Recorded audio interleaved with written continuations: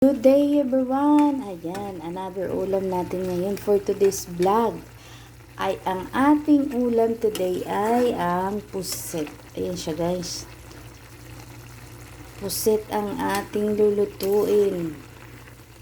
Ayan. At syempre, simple lang yan. Madali ang ulam. Kasi, today is super aga pa. Ayan siya. Madilim pa siya guys.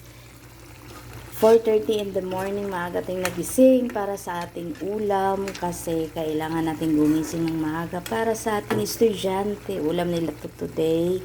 Yan ang kanilang babaunin mga kamami. O kayo, ano bang nagawa nyong ulam sa inyong mga junakis? Yan. So yummy yan guys.